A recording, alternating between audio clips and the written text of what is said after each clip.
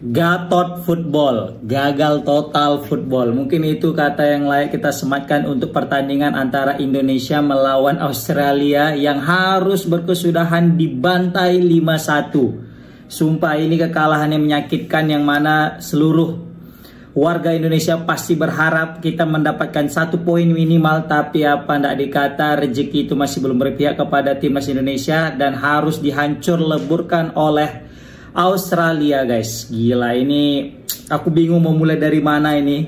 Aduh, saking keselnya ya nonton timnas Indonesia. Entah kenapa di awal-awal tadi jalannya pertandingan itu asik ya.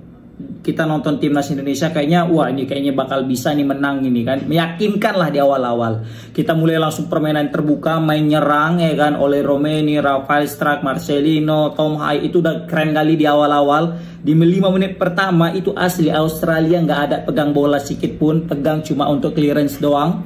Sisanya itu Indonesia menguasai jalannya pertandingan. Tetap ada momentum kita mendapatkan penalti melalui Rafael Struijk yang dilanggar.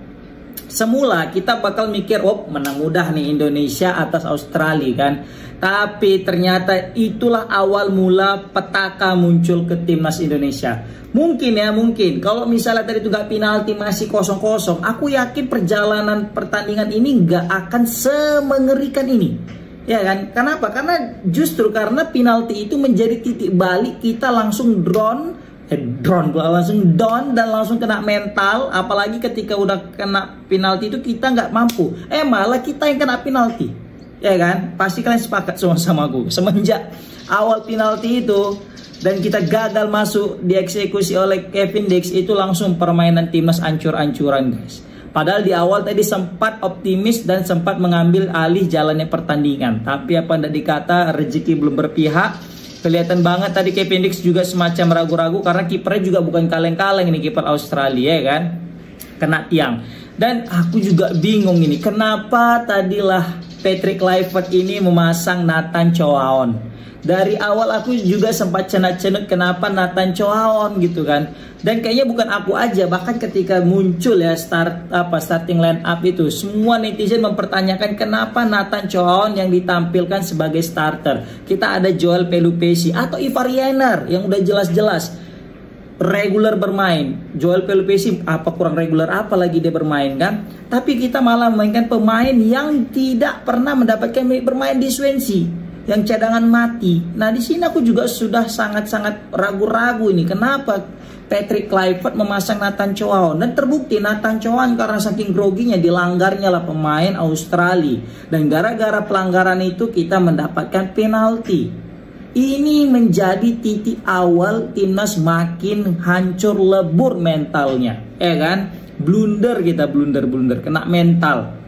Dan langsunglah berantakan. Nathan Chow-Aon pun juga banyak kali meninggalkan tempat yang tidak harusnya, dan gitu gagal untuk nge-pressing kan pemain-pemain Australia, sehingga gol ketiga itu juga Nathan Chow-Aon ngeliat aja, guys, nggak mau nutup atau nyenggol atau gimana kayak gitu ya kan. Apa mungkin trauma dia gara-gara pelanggaran pertama sehingga nggak mau agresif, nggak tahu lah. Gol kedua juga tadi tuh Tom Hai, kayak Tom Hai lagi nggak perform banget di pertandingan kali ini ya. Mungkin karena efek kurang apa bisa kita bilang ya, kurang istirahat ya kayaknya. Mungkin gara-gara kemarin baru flu juga dia kan. Waduh, pokoknya banyak blunder yang tercipta. Ini mengingat kita dengan Piala Asia kemarin. Bedanya kemarin kita nggak cetak gol, kali ini cetak 1 gol lah melalui oleh Romeni. Hasil ini, aduh, aku bingung lah ini kayak mana. Pokoknya hilang mood awak selama pertandingan nonton maksudnya gini, golnya gol-gol yang nggak perlu gitu loh. Gol-gol yang harusnya bisa diantisipasi tapi nggak bisa gitu ya kan. Aduh. Nengok dari starting line up-nya juga, waduh kacau ya kan. Tapi nggak masalah, ini masih pertandingan awal, masih ada apa bisa kita bilang ya, pertandingan selanjutnya. Intinya nanti waktu lawan Bahrain dan juga melawan China, di situ kita harus menang kalau memang betul-betul pengen lolos ke Piala Dunia. Kayaknya untuk nyari runner up kayaknya berat, kayaknya pasti ini Australia, karena momentum kita untuk nyari runner up ya aturnya tadi kalau misalnya kita bisa menang atau seri.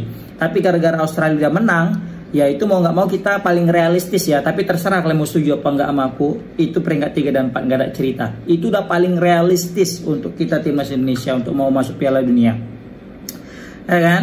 Di sini kita mau beralih-alih mau total football, malah jadi gagal total football ya kan.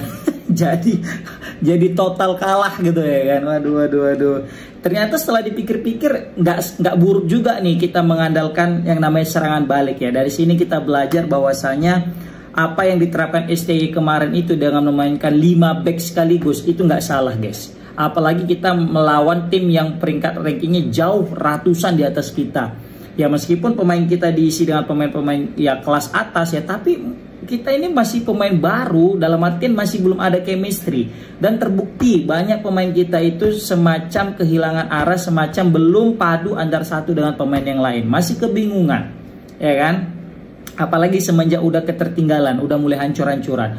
Mungkin kalau masih di awal tadi itu pemain kita tuh masih oke, masih enjoy karena masih belum ada tekanan. Nah semenjak udah mulai kebobolan 1, 2, 3 itu boleh cepat kali semua gitu ya kan. Nah di situ mulai hancur mental para pemain dan terbukti gol Romelu ini juga belum mampu mengangkat mental pemain kita. Kenapa? Karena udah kalah jauh banget guys. Serius. Ini aku masih juga bingung ini kenapa ini bisa terjadi gitu. Kayaknya ini karma sih bro aku ya. Kita memecat Sintayong di tengah lagi bagus-bagusnya bersama dengan timnas, tapi kita berhenti dengan dia. Tapi nggak masalah, masih ada peluang. Mungkin kita kasih waktu lah kepada Patrick Kluivert. Mungkin ini masih sebagai uji coba bagi dia. Ya intinya pertandingan lawan Bahrain dengan Arab Saudi, Bahrain dengan China. Kalau Bahrain dengan China juga kita kalah atau seri, udahlah fix. Berarti ini udah gagal kita masuk Piala Dunia. Dan langsung mulai dalam benak kita, andai saja kau cinta nggak dipecat. Aduh, itulah namanya. Inilah perjudian, pergantian pelatih di tengah-tengah itu cukup berbahaya guys. Tapi nggak masalah. Sekali lagi kita dukung tetap PSSI, masih tetap kita dukung Patrick Kluivert.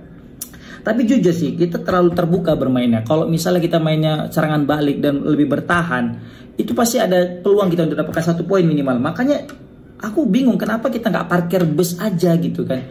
Tapi kita malah ya, tapi ya itu pula ya kan. Tujuan ganti pelatih katanya selain daripada memang untuk meredam ruang ganti dan ada bahasa, ya selainnya itu pengen mau nengok pemain timnas kita bermain menyerang kan gitunya ya kan. Maka digantilah yang mulai dari 3-4-3 ke 4-3-3. Tapi apa ndak cerita 4-3-3 ke bantai. Memang betul kata Sintayong, kita betul belum layak kualitas pemainnya. Apalagi kita lawan Australia, lihat aja Real Madrid aja yang back to back Champion League itu kadang juga dia main serangan balik gitu kan. PSV Eindhoven Ajax kalau dikasih tim yang lebih kuat pun lawannya pasti nggak berani main terbuka gitu. Main sama City coba lah main terbuka, wah salam ke Bante kan. Tapi nggak masalah, semoga aja ya gagal total football di pertandingan pertama nggak kebawa ke pertandingan kedua ya kan. Tapi jujur kalian pasti bisa menilai lah chemistry antara Bang Jai dengan Miss Hilgers kayaknya nggak cocok guys. Ya terlepas daripada mereka kedua adalah pemain terbaik kita ya, di mana starter di 20 dan satu lagi starter di Venezia. Tapi jujur back pasangan terbaik Bang Jai itu tetap masih Rizky Ridho guys. Terbukti waktu main sama Rizky Ridho kayaknya Bang Jai itu lebih enak, lebih aman. Miss Hilgers juga mungkin karena nggak pernah main 3 back ya di FC20 ya kan. Jadi masih keteteran dan juga memang masih belum lah kelihatan waktu lawan China kan. Jai sama Hilgers tuh kayak belum cocok gitu. Tapi gimana lagi ya kan, dia paling mahal pemain, nggak mungkin dicadangkan. Tapi coba tengok berkaitan dengan ini tadi ya, kita mainnya terlalu terbuka. Coba tengok Australia di awal pertandingan, nggak ada main terbuka mereka cuy. Main bertahan mereka, makanya kita dapat peluang kan. Kenapa kita bisa sering nyerang? Karena mereka nahan. Mereka mantau dulu, nggak terlalu terbuka dulu. Tarik pemain kita, udah ketika kedalaman squad kita udah muncul, udah masuk ke dalam bertahan mereka. Nah di situ mulai serangan balik dan lihat langsung gol tercipta. Ada tadi itu yang offside ya. Padahal itu kalau misal tadi nggak offside itu wassalam itu. Sayap kanan kita itu sangat mudah sekali dieksploitasi. Sayap kiri itu agak sulit. Kenapa? Karena ada Verdong dan Dim James yang mungkin enak tarik maju mundur. Tapi Kevin Dix ini kadang auto position juga karena memang ya gimana ya, dia tuh mungkin masih baru juga kan, dan juga memang lebih ofensif sehingga keteteran bek kanan kita ini. Nah makanya kayaknya aduh aku juga bingung mulai dari mana. Yang penting udahlah itu dia, kita kalah. Di sini juga tadi sempat ada pergantian pemain, Sandy Walsh ya kan digantikan masuk menggantikan Mil Silgers, dan dia juga buat kesalahan karena gagal mengantisipasi sepak pojok, makanya tadi itu pemain kita keteteran, dan itu gol ke berapa ya, keempat ya, atau ketiga atau keempat gitu, keempat ya, yang mana itu salah Sandy Walsh, dia gagal mengantisipasi dan dia pun ya kayak udah tahu itu salah dia. Dan tadi sempat aku juga bingung tadi tuh, Sandy Walsh kan ada sempat dapat peluang, aku pikir penalti gitu tadi kan, rupanya enggak gitu. Aku juga bingung, giliran kita ada pelanggaran aja gitu kan, cepat kali wasit VAR ini ngomen, oke, cek decision VAR check katanya. Giliran kita ada pelanggaran itu nggak dicek sama VAR ya kan. Gila. Ini apa gara-gara efek wasit VAR kita yang waktu lawan Uzbekistan? Kan ini wasit VAR wasit Thailand itu kan yang lawan Uzbekistan sama kita di Olimpiade. Yang mana gol Ferrari nggak jadi gara-gara cek VAR juga gitu kan. Ini juga kayaknya ada indikasi mungkin karena wasit VAR ini nggak sor nengok Indonesia kan, gara-gara sama-sama dari ini Asia Tenggara mah nggak pengen ada Indonesia maju ya kan, nyari peralihan aja alasan. Tapi memang betul Sandy Walsh juga tadi untung nggak tahu itu gimana Sandy Walsh kabarnya, apakah dia cedera apa nggak. Kalau cedera ini kacau, Hilgers sudah cedera juga tadi diganti, kita krisis back tengah nih nanti nih, takut kita ya kan, makanya Sandy Walsh diganti dan masuk Rizky Ridho, dan Rizky Ridho juga alhamdulillah bagus mainnya tadi ya kan. Tapi untung aja kita sempatlah mencetak gol melalui oleh Romeni. Kalau enggak udah malu kali kita 5-0. Ini 5-1 mengingatkan aku dengan dengan Irak kita dibantai 5-1 juga. Bedanya kali ini full squad, kemarin tuh enggak full squad. Tapi nggak tahu ya, ini tadi gol oleh Romeni cakep banget serius ya, terlepas daripada bobroknya kita tadi di lini pertahanan. Tapi Kevin 1-2-nya dengan Ole Romeni, dan itu juga gara-gara siapa? Bang Ridho dulu awalnya. Dia clearance, dia kasih ke Reinders, dia kasih ke ke Kevin, dan Kevin memberikan ke Ole, dan Ole juga sentuhannya cakep banget, kontrolnya, dan dia langsung shoot menendang ke gawang dan gol 4-1. Dan sempat tadi Reinders dapat peluang dari umpan daripada Ole Romeni, tapi sayang sekali tendangannya juga masih bisa ditepis sama kipernya ya kan. Di sini aku bisa menilai kayaknya kita itu memang masih mencari-cari komposisi 11 terbaik kita sih setelah melawan Australia itu. Dan juga di sini kita sering sekali kebobolan daripada sepak pojok. Kayaknya perlu kita latih lagi biar supaya kita itu nggak mudah kebobolan lewat sepak pojok guys. Ini bukan kali pertama kita kebobolan melalui sepak pojok kan, sering, apalagi lawan Australia tadi 2 kali kita kebobolan melalui sepak pojok. Ini mesti diantisipasi sama Coach Patrick dan Alex Pastore dan kawan-kawan. Apakah perlu kita panggil Elkan Bagot lagi? Biar apa? Tapi Elkan Bagot udah nolak ya kan. Udahlah. Aduh. Begitu juga kayaknya Martin Pas waktu lawan Bahrain nanti kayaknya perlu diganti. Kayaknya bisa dikasih kesempatan untuk Emil Audero untuk menunjukkan aksinya. Ya kan, karena kelihatan tadi juga Martin Pas sebenarnya udah bagus, udah banyak melakukan save. Tapi waktu melawan Bahrain, Martin Pas juga kebobolan 2, kayaknya butuh Emil nih kayaknya kita. Tapi yang jelas kayaknya sekali lagi mesti kita pastikan Indonesia lebih cocok bermain untuk bertahan, tidak untuk main terbuka menyerang ala total football, karena masih belum layak karena kualitas pemain kita. Coba tadi Ramadan Sananta juga operannya masih belum siap, dia keputusannya juga kacau lah pokoknya. Patrick Kluivert jangan buat blunder lagi di pertandingan lawan Bahrain dan China. Harus menurunkan 11 starting terbaik, dan Nathan jangan dulu masuk Joel Pelupesi. Komen di kolom komentar gimana pendapat kalian tentang kekalahan timnas yang menyakitkan dibantai sama Australia. Kira-kira apa penyebabnya guys? Komen di kolom komentar. Assalamualaikum warahmatullahi wabarakatuh.